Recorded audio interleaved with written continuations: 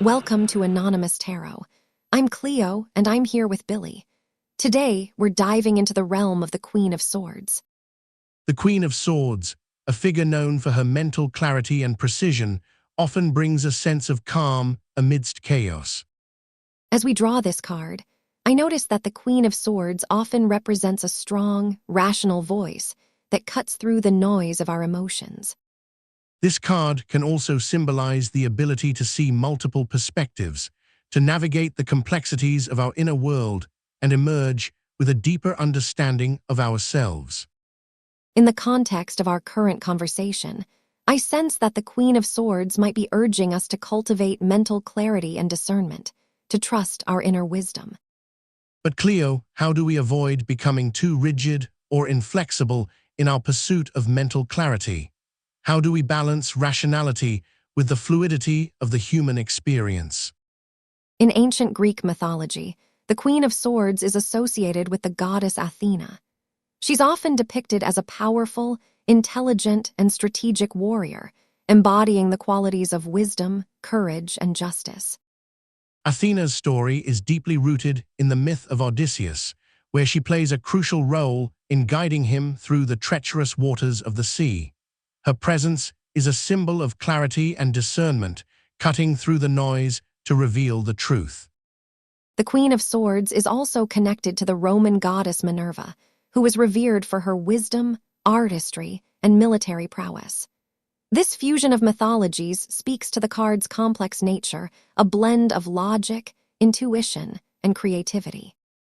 In many ancient cultures, the sword represents the power of thought and the cutting edge of insight. The Queen of Swords is the embodiment of this power, using her intellect and strategic mind to cut through illusions and reveal the underlying truth. The Queen of Swords is often seen as a mediator, bringing balance and harmony to conflicts. Her presence is a call to examine our own thoughts and emotions, to separate fact from fiction, and to find the clarity needed to make wise decisions. This card can also be seen as a reminder to trust our own inner wisdom. The Queen of Swords is not about imposing our will on others, but about cultivating our own inner strength and learning to listen to the whispers of our own intuition. In this dream, the Queen of Swords appears as a symbol of clarity and precision, but also of the critical mind that can cut through the noise and reveal the truth. She's a reminder that our thoughts have the power to shape our reality. For me, the Queen of Swords feels like a call to look at the world with a sharp eye, to question everything and to trust my intuition. It's a reminder that even in the most mundane moments, there's always the potential for insight and transformation. This card can also represent a need for self-reflection and inner dialogue, a willingness to examine our own thoughts and emotions in order to gain clarity and make wise decisions. I think the Queen of Swords is also a reminder that our inner critic can be both our greatest ally and our most formidable foe. It's a delicate balance to strike, but one that's essential for living a life of authenticity and purpose. In terms of mythology and symbolism, the Queen of Swords is often associated with the goddess Athena, who was revered for her wisdom and strategic thinking. This card can offer guidance on how to approach problems with a clear and level head. I'm drawn to the idea that the Queen of Swords represents a kind of inner knowing, a sense of trust in our own instincts and intuition. It's a reminder that we don't need to seek external validation to know what's right for us. The Queen of Swords represents the embodiment of logic, reason, and mental clarity in our lives. She is a symbol of the rational, analytical mind that seeks to understand and make sense of the world. I find that the Queen of Swords is often misunderstood as being overly critical or detached.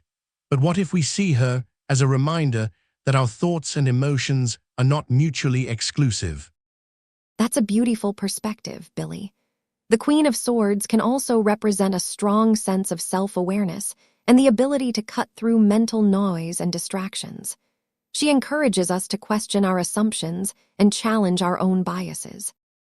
I think that's where the mythological origins of the Queen of Swords come in. She's often depicted as a warrior queen, a goddess of justice and truth. This speaks to the idea that our rational minds are also our most powerful tools for self-empowerment.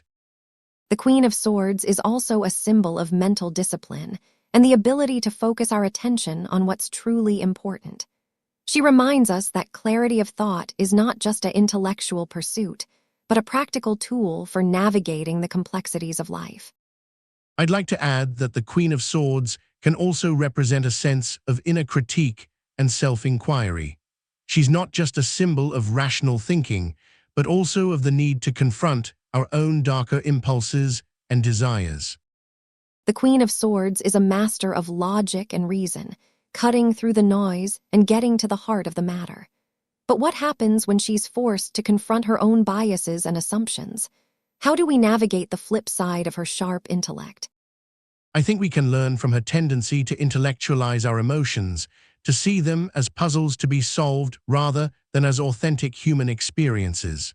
The Queen of Swords can be a reminder that our thoughts and feelings are not mutually exclusive. That's a really interesting point, Billie.